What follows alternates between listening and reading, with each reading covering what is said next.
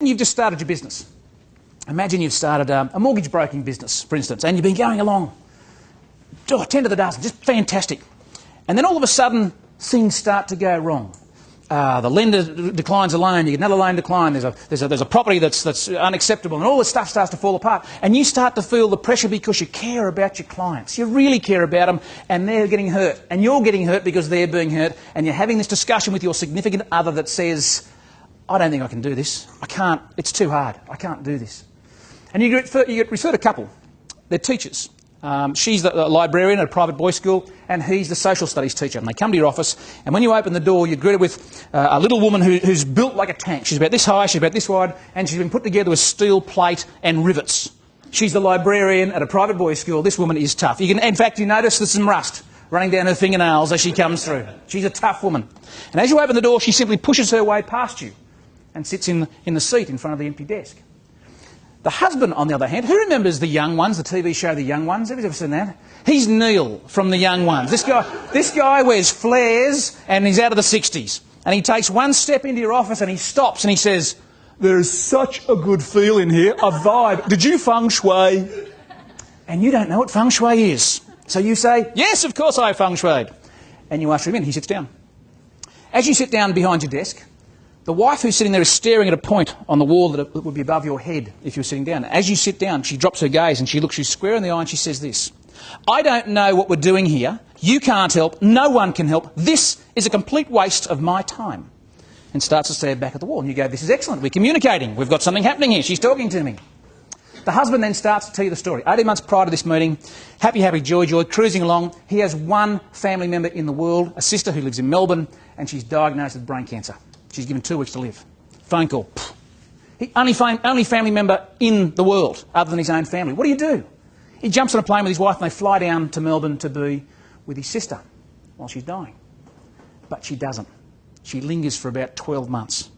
Every weekend they're jumping on a plane, they're flying down, they're paying airfares and they're staying in accommodation. They're going to see her, get the phone call and they whiz back down. They've got a teenage son. What do your teenage kids do every weekend you're away? Or what did you do as a teenager? What do you guys do when mum and dad are away? You what? Party. Absolutely. Number one son. Have a party and they get bigger and bolder and bigger and bolder. And they tell you that number one son takes the family Magna and goes on a beer run with 5 of his mates, and what's he do? Straight into a tree. In fact, you remember reading the story in the local paper a couple of weeks beforehand. No one died, thank God, but this kid is really badly knocked about. He needs serious surgery. Both his legs have been shattered just below the hips, and he needs surgery to correct this or he'll never walk again. The first thing you stop paying, of course, when money gets tight is insurance. They've got no medical insurance, they've got no car insurance, so they go back to the same bank. They've been paying their home loan for the last 15 years. Month in, month out, never missed a beat. Didn't make extra payments because no one told them you could. Didn't make fortnightly payments because no one told them you could. They go back to the same bank manager who says, "Yeah, not a problem. I'll give you a car loan and a personal loan for the young bloke." About the same time. Funny how things happen in threes. About the same time, number one daughter comes home from Adelaide. She says, "Mum, Dad, you know that little Italian boy I've been dating? Well, he's asked me to marry him and I said yes. And his family have agreed to restrict their guests, their top 420 friends and family. I need about $20,000 to pay for my half of the wedding." Dad is Neil from The Young Ones. And what's he say? My little girl. My little girl. Yeah, of course. Goes back to the same bank and gets another personal loan for about 20 grand to pay for the wedding. By the time they come to see you, they've got a mortgage, 2 personal loans, a car loan, 5 credit cards, an AGC line of credit and a letter from the bank saying, "We're taking your house. Get out." Now, all of a sudden, it becomes clear to you why the wife is so angry, why the wife hates you with a passion. You simply represent another cog in the machine that's about to cost her her home. And she's angry and she's frustrated and she doesn't know why this happened. Bad people lose their homes and we're not bad people and we're about to lose our home, and she's ticked off. About this time, where you're based, property prices started to rise. In fact, let's call it Canberra. And let's suggest that their property was in a suburb called Ainslie. Ainslie's a bit less than a kilometre from both universities and the city centre. They're on a 1,600 square metre block of land. And the demand for urban infill, 3-storey walk-ups, is just huge. Going bananas, and property prices are jumping through the roof. They don't know this because they're teachers. So you ring a friend of yours who's a real estate agent, and you ring up and you go, hey, look at this, blah, blah, blah. And the real estate agent mate says, mate, I don't care what the house is like. I've got a builder who will pay you X today in cash. Give me 2 weeks to market this place. I'll get you Y. And in fact, when the valuer goes through, they value it higher than the real estate agent suggested that he could sell it for. So you do some numbers based on that, and you work out they don't have too much debt. The problem they've got is, like this tabletop, their debt is simply too wide. They're trying to push too much through the mud at one time, and it's simply too hard. And what you say to them is this. You say, what if we take this tabletop and we grind it up into a stick? We can then focus all our energy on one point. If you try to push a stick through the mud, it's easy, isn't it? And then you work out that you can take their payments from here to here, less than half what they're currently paying, and in fact, save their home. And you write some numbers on a bit of a pad, and you crunch your calculator, and you turn it around and you slide it across to him because he's the only one that's been paying attention. And she reaches across and she grabs the pad and she pulls it in front of her and she reads these numbers, and there's that uncomfortable silence. And she looks you in the eye and she says, are you telling me you can save my home? And you go, yeah, I think I can. And at that point, this little woman goes to pieces like you've never seen. She loses it in your office. And I go, what the hell's going on? She weeps like I've never seen someone weep before.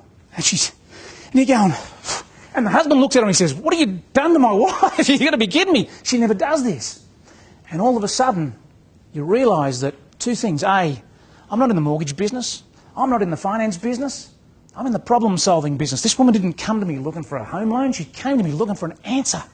Have you got something to help me? And the second thing I realised is why I did this. Why do I put myself through the late nights and the drama and all the problems and stuff? Because this is the kind of cool stuff you can do in this business. If you've never had a first home buyer come through and you help put this thing together and they go, thank you so much. If you've never had someone come in and give you a basket of stuff, give you a bottle of wine, that's why I do it, recognition and gratitude. So my question to you guys is, hey, you need to find why you do this, because there's lots and lots of tough times. And what business are you in? I think you guys are in the business of solving people's accommodation problems. I'll tell you what effect that had on my business. I had that epiphany. That was a true story. That happened to me. And when I tell that, I choke up because I can see her sitting in front of me. And that epiphany that I had this effect on my business. The average mortgage broker in this country settles about $9 million worth of business a year. I settled $440 million, almost $500 million worth of loans in just over 4 years. Because I stopped looking for finance and I started looking for people with problems that I could perhaps fix with finance. So you stop looking for listings and start to look for people who have accommodation problems, an accommodation need. I'll tell you what other effect that had on my business. When someone would come into me and say, what's your best rate, who's your best lender, what's your best fee? I could say, they're all very good questions, but what I need to do first is understand the extent of your problem. Would you mind if I asked you some questions? And the shortest course in selling is what? Ask questions and listen. Of course you can ask me some questions. Let's find out how big the problem was. That simple thing, understanding those 2 things in my business, took me from going, I can't do this anymore, to understanding why I took the hits every day in this business, and your business is no different. You take hits every day. You've got to know why. You've got to know why you get out of bed in the morning and put these 2 things on the floor and get going. If you understand that, if you understand the value of the impact you have in people's lives, then you understand the value that you have as agents.